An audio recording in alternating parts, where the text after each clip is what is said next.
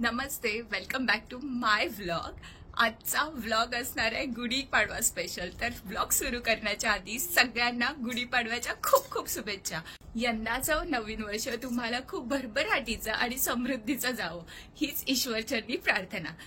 सध्या आजचा special vlog ह्याच्यासाठी असणार आहे की या वेळेला पहिल्यांदा मी गुढीपाडव्याच्या वेळेला शोभायात्रेला रेडी झालेली आहे किंवा मी शोभायात्रेला जाणार आहे टू व्हीलर घेऊन। अशा गेटअप मध्ये मी रेडी झालेली आहे। हळूहळू पुरा गेटअप दाखवते। सध्या घरात माझी छोटी मॅडम रेडी होती आहे आणि मी अशी रेडी झालेली आहे। पूर्ण लुक तर तुम्हाला दाखवतेच। सोबत मी ही साडी आधी बऱ्याच वेळेला रिपीट केलेली आहे। ही माझी आहे ना नऊवारी साडी आहे ग्रीन कलरची। ह्याच्यात मी थोडेसे एक्स्ट्राच्या लेसेस लावून तिला हायलाइट केलेलं आहे। सोबतच या साडी बरोबर अशा पद्धतीने ब्लेझर ट्राय केलेला आहे। मी पूर्ण लुक दाखवते, मग थोडीशी साईड लाव। हा माझा एंटायर लुक आहे। बाहेर जाऊन मी बूट्स पण घालते। बूट्स पण फार इनोव्हेटिव्ह केलेले आहे।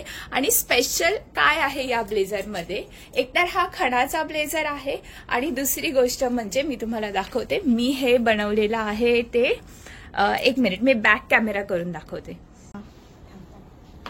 आणि दुसरं म्हणजे ही पेंटिंग मी स्वतः बनवलेली आहे। बाजूला फुटेजेस दाखवते कसं कसं मी बनवलेली आहे। ही कोल्हापूरची अंबाबाई ब्लेझर वरती ही बनवलेली आहे। आणि अशा पद्धतीने आपण रेडी होणार आहोत शोभायात्रेसाठी। सध्या रेडी आहे, अजून फेटा बांधायचा बाकी आहे। फेटा बांधायला आपण डायरेक्ट तिकडे जाणार आहे जिथे शोभायात्रा चालू होते। एक बंदा आलेला आहे तिकडे जो मला खूप छान पद्धतीने फेटा बांधून देईल। तो सध्या आपण जाऊया फेटावाल्याकडे फेटा बांधून घ्यायला। या दादांनी खरंच खूप सुंदर फेटा बांधलेला। हा फेटा टिकला, माऊचा शेवटपर्यंत हा फेटा टिकला।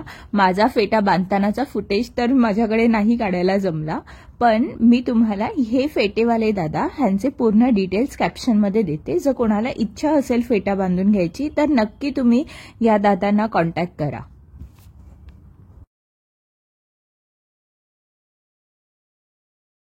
आणि आता अशा पद्धतीने रॅली चालू झाली ते तुम्ही बघू शकता।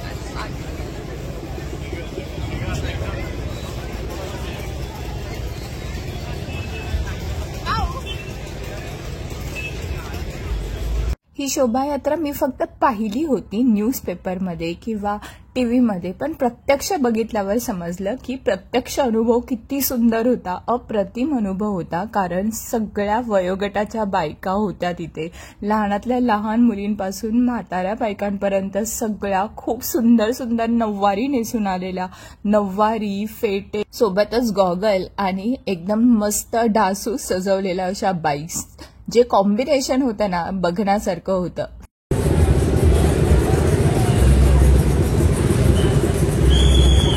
छत्रपती संभाजी महाराजांचा देखावा तर अप्रतिम बनवलेला होता। एवढा सुंदर सुंदर देखाव्यासमोरच काढलेली ही सुंदर सुंदर रांगोळी। अख्ख्या रस्त्यात मी एक गोष्ट नोटीस केलेली, जिथे जिथे बाईक घेऊन जात होतो ना खूप सुंदर सुंदर आणि खूप मोठ्या मोठ्या रांगोळ्या होत्या।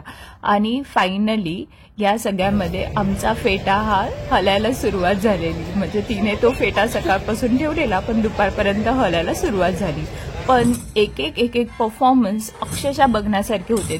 मी ऍक्टिवावरती होती, मला एवढं कॅप्चर करायला नाही भेटलं। जेवढं जमलं तेवढं मी कॅप्चर तर केलं, पण जे परफॉर्मन्स होते ना खूप सुंदर, खूप मस्त परफॉर्मन्स होते आणि मराठमोळ्या संस्कृतीला जपणारे सगळे परफॉर्मन्स होते।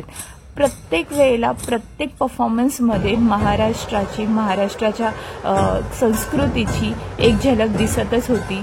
इतक्या सुंदर सुंदर पद्धतीने परफॉर्मन्स साजरे झालेत, खूप छान। हा सगळा देखावा बघण्यापेक्षा ना अनुभवण्यासाठी खूप सुंदर होता।